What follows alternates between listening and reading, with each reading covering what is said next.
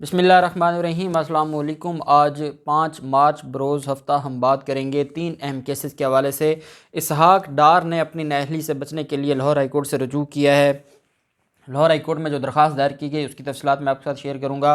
साथ हम बात करेंगे शहबाज शरीफ के ख़िलाफ़ जो दरख्वास्त थी लाहौर हाई कोर्ट में, उसमें बड़ी अहम पेशरफ्त हुई है, उसकी तफसीलात मैं आपके साथ शेयर करूँगा।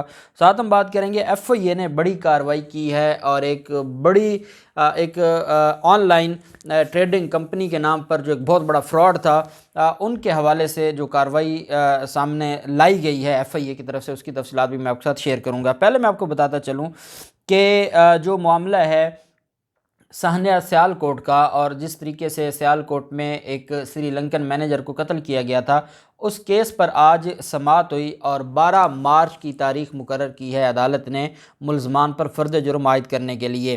कोट लखपत जेल में ट्रायल शुरू हो गया है और आज जो मुलजमान हैं 89 मुलजमान हैं, जो गिरफ़्तार मुलजमान हैं, जो इस वक्त कोट लखपत जेल में हैं, और उनको भी अदालत के सामने पेश किया गया। और जो मैडम नताशा साहिबा हैं, जो कि इंसदाद दहशतगर्दी अदालत की जज हैं, उन्होंने केस के ऊपर समाअत की। 2 स्पेशल प्रोसिक्यूटर हैं पुलिस की प्रोसिक्यूशन की तरफ से और सरकार की तरफ से, और 3 जो प्रोसिक्यूटर हैं वो भी, टोटल 5 प्रोसिक्यूटर्स हैं। 2 स्पेशल प्रोसिक्यूटर्स हैं जो इस केस के लिए हायर किए गए हैं, और 3 जो रेगुलर प्रोसिक्यूटर्स हैं वो भी अदालत में मौजूद थे।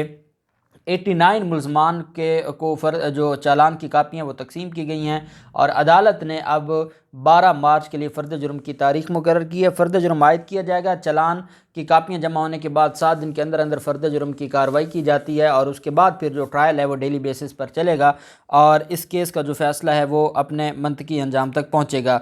FIA की तरफ से एक अहम कार्रवाई सामने आई है और फॉरेक्स फर्म के ख़िलाफ़ जो लाइसेंस मनसूख करने का मुतालबा किया गया है FIA की तरफ से। फॉरेक्स आप जानते हैं कि जो ना सिर्फ करेंसी चेंजर है, बाकी इसका जो मुख्तलिफ बिज़नेस में ये इन्वॉल्व हैं, उसके हवाले से FIA लाहौर की जानिब से इदारे के सरबराह को ख़त लिखा गया है, जिसमें करेंसी चेंजर का लाइसेंस मनसूख करने और उस कंपनी के मालिक का नाम मनी लॉन्ड्रिंग और गैर कानूनी कारोबार करने के इल्ज़ाम में ब्लैक लिस्ट में शामिल करने का मुतालबा किया गया है। FIA के डायरेक्टर मोहम्मद रिजवान ने ख़त में कहा कि Nobel exchange company private limited Gulberg के मरकज़ी बाज़ार में ये कायम है, जहां गैर कानूनी तौर पर गैर मुल्की करेंसी एक्सचेंज और IMVTS का काम किया जा रहा है। उन्होंने कहा कि इदारे ने छापे के दौरान कंपनी के मुलाजमीन उस्मान अली और अदील मुश्ताक को गिरफ़्तार करके 1 करोड़ 60 लाख रुपए की गैर मुल्की करेंसी बरामद की है।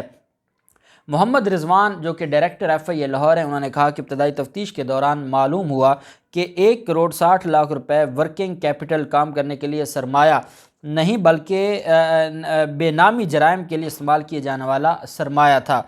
लाहौर के डायरेक्टर ने बताया कि कंपनी के मालिकान गैर कानूनी और खुफिया तौर पर हवाला हुंडी की सहूलियात फराहम करते हैं और अपने कारोबारी मकामात काले धन के सरमायाकारों के लिए इस्तेमाल करते हैं।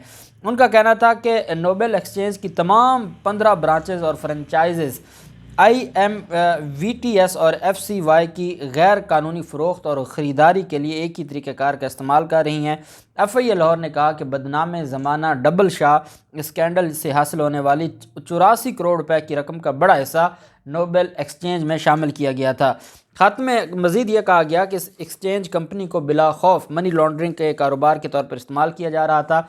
FIA लाहौर ने ख़त में दरख्वास्त करते हुए कहा कि state bank of Pakistan मज़कूरा company के लाइसेंस मनसूख का मामला स्टेट बैंक ऑफ पाकिस्तान को मुंतकिल किया जाए। मज़ीद तजवीज़ पेश करते उनका कहना था कि कंपनी मालकान के नाम भी ब्लैक लिस्ट में शामिल किए जाने चाहिए।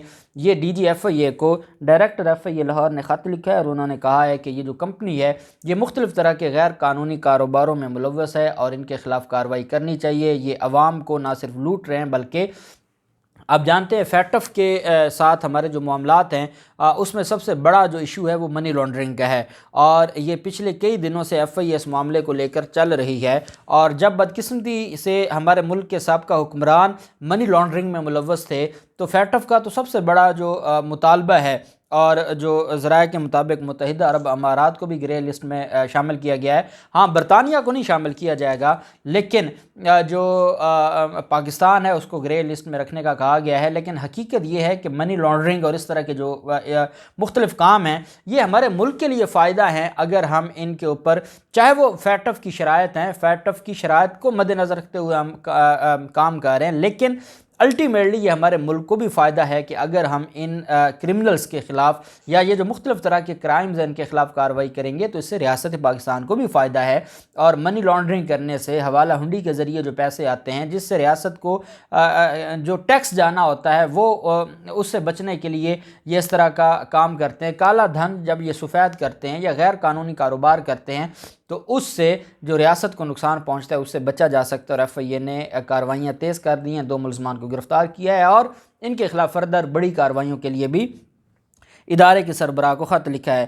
دوسری طرف اسحاق ڈار کی آج لاہور ہائی کورٹ میں درخواست دائر کی گئی، اور جو اب 7 مارچ کو جس کے اوپر سماعت ہوگی لاہور ہائی کورٹ میں، اسحاق ڈار کی ویڈیو لنک کے ذریعے حلف لینے کی درخواست لاہور ہائی کورٹ میں دائر کی گئی تھی، جس کے اوپر 7 مارچ کو سماعت ہونے جا رہی ہے۔ اسحاق ڈار نے جو درخواست میں موقف اختیار کیا کہ اس میں وفاقی حکومت کو، چیئرمین سینٹ کو اور الیکشن کمیشن کو فریق بنایا اور موقف اختیار کیا گیا کہ سینٹ انتخابات میں کامیابی کے خلاف کیس کی وجہ سے وہ بطور سینیٹر حلف نہیں لے سکتے تھے۔ 21 دسمبر 2021 کو سپریم کورٹ کے اسحاق ڈار کی کامیابی کے خلاف دائر اپیل خارج کرنے کے بعد الیکشن کمیشن نے 10 جنوری کو کامیابی کا نوٹیفیکیشن جاری کیا، لیکن وہ علاج کی غرض سے برطانیہ میں مقیم ہیں اور دوران علاج حلف لینے کے لیے واپس ملک آنا ممکن نہیں۔ لیکن چیئرمین سینٹ کا رکن حلف لینے کے کسی بھی فرد کو نامزد کرنے کا آئینی اختیار چیئرمین سینٹ رکھتے ہیں۔ اگر Lahore high court chairman senate کو یہ کہے گی، ڈائریکشن دے گی کہ آپ کسی کے تھرو، ریپریزنٹیٹو کے تھرو یا ویڈیو لنک کے ذریعے آپ جو ان سے حلف لے سکتے ہیں۔ درخواست میں کہا گیا کہ اسحاق ڈار نے ویڈیو لنک کے ذریعے حلف لینے کے لیے بھی چیئرمین سینٹ کو خط لکھا، جو بلا جواز مسترد کیا گیا، جبکہ کورونا وبا کے سبب دنیا بھر کی پارلیمان کے سیشنز ویڈیو لنک کے ذریعے ہوئے۔ درخواست میں مزید یہ استدعا بھی کی گئی کہ برطانیہ میں پاکستانی ہائی کمیشن میں ویڈیو لنک پر بطور سینیٹر حلف لینے کے انتظامات کرنے کا حکم دیا جائے اور درخواست کے حتمی فیصلے تک اسحاق ڈار کو ڈی نوٹیفائی کرنے سے بھی روکا جائے۔ یہ ایک دلچسپ سی درخواست لاہور ہائی کورٹ میں دائر کی گئی ہے اور لاہور ہائی کورٹ میں اس کے اوپر سماعت ہوگی۔ اب لاہور ہائی کورٹ نے ایک چیز یہ دیکھنی ہے کہ یہ لنڈن کے اشتہاری ہیں جو کئی کیسز میں اشتہاری ہیں، اور ان کی جو درخواست سپریم کورٹ میں بھی خارج ہوئی تھی وہ بھی ان کو ان پرسن طلب کیا گیا تھا۔ سپریم کورٹ آف پاکستان کے چیف جسٹس نے طلب کیا تھا، یہ وہاں پیش نہیں ہوئے تھے، تب یہ بیمار نہیں تھے۔ پھر عدالتوں میں یہ اشتہاری تھے، کسی عدالت میں پیش ہونا انہوں نے گوارا نہیں سمجھا، کسی عدالت کے سامنے جا کے انہوں نے کوئی درخواست نہیں دی، اور جب آپ بیرون ملک جاتے ہیں تو کوئی پرمیشن لے کر جاتے ہیں عدالتوں سے، یا آپ بس جب منہ اٹھایا شاہد خاقان عباسی کے جہاز پر آپ کو باہر بھیج دیا گیا، تو یہ بتایا جائے کہ اس طرح کے جو معاملات ہیں اس میں کون انوالو ہے؟ اس میں انوالو ہمارے عدالتی نظام ہے۔ اب لاہور ہائی کورٹ نے یہ دیکھنا ہے کہ کیا ایک اشتہاری شخص جو عدالتوں کو دھوکہ دے، فراڈ کرے، بیرون ملک وہ گھومے پھرے، بیرون ملک سے وہ سیاست بھی بیٹھ کر کرے اور اپنی سینیٹر کی سیٹ بھی بچائے اور وہ حلف بھی ویڈیو لنک کے ذریعے لے اور عدالتوں کے سامنے پیش بھی نہ ہو، عدالتیں اس کے ناقابل ضمانت دائمی وارنٹ گرفتاری جاری کریں، تو اس کے بعد بھی اگر وہ اس حد تک یہ لوگ لاڈلے ہیں کہ امید رکھتے ہیں عدالتوں سے اور درخواستیں دائر کرتے ہیں، اور ان کو یہ بھی پتہ ہے کہ درخواستیں سخت فیصلہ بھی جاری کر سکتی ہیں کیونکہ یہ تو بھگوڑے ہیں، مفرور ہیں، تو معاملہ بڑا دلچسپ ہو گیا۔ اور میں یہ سمجھتا ہوں کہ انشاءاللہ لاہور ہائی کورٹ بڑا سخت فیصلہ جاری کرے گی اور لاہور ہائی کورٹ اس معاملے کو دیکھے گی۔ اب 7 مارچ کو جو بھی سماعت کا احوال ہوگا وہ میں آپ کے ساتھ شیئر کروں گا۔ شہباز شریف کے خلاف جو 56 کمپنیاں تھیں شہباز شریف کی، ان کو غیر قانونی قرار دینے کے حوالے سے ایک درخواست دائر کی گئی تھی۔ شہباز شریف کے دور میں 56 کمپنیز قائم کی گئی تھیں، جس میں صاف پانی جو سکینڈل بھی سامنے آیا تھا، مختلف سکینڈلز تھے۔ درخواست گزار کی طرف سے ایڈوکیٹ شان سعید گھمن صاحب یہ درخواست گزار ہیں، انہوں نے درخواست دی تھی۔ درخواست گزار نے 27 نومبر 2017 میں 56 کمپنیوں کی قانونی حیثیت کو لاہور ہائی کورٹ میں چیلنج کیا تھا۔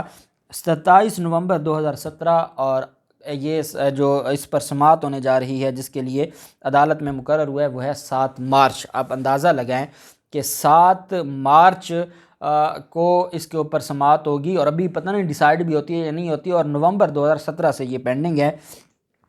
اس میں جو درخواست گزار کی طرف سے موقف اختیار کیا گیا ہے وہ یہ ہے کہ سابق دور حکومت میں صاف پانی سمیت دیگر قائم ہونے والی 56 کمپنیوں کی کوئی قانونی حیثیت نہیں تھی۔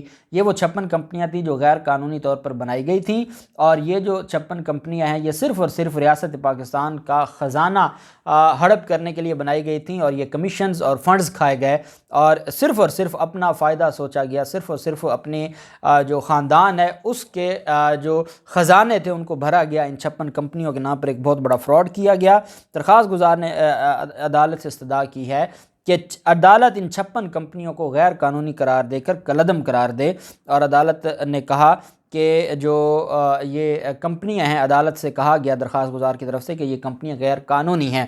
اب جسٹس شاہد وحید صاحب 7 مارچ کو اہم سماعت کرنے جا رہے ہیں، اور میں سمجھتا ہوں کہ یہ کوئی فائنل سماعت ہوگی، اور اس کے اوپر عدالت ڈیسائیڈ کرے گی کہ شہباز شریف کی بنائی گئی وہ 56 کمپنیاں یا شہباز شریف کا وہ اقدام قانونی تھا یا غیر قانونی تھا، کیا ان کو کالعدم قرار دیا جاتا ہے یا ان کو برقرار رکھا جاتا ہے، کیونکہ پنجاب کی بیوروکریسی عدالت میں یہ جواب جمع کروا چکی ہے کہ یہ 56 کمپنیاں قانونی تھیں، کیونکہ وہی بیوروکریسی تو بنانے والی تھی، ایک شہباز شریف ہی تو تبدیل ہوا ہے، باقی تو وہی بیٹھے ہیں۔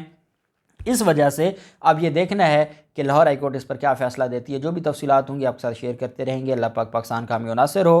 بہت شکریہ۔ اللہ حافظ۔ پاکستان زندہ باد۔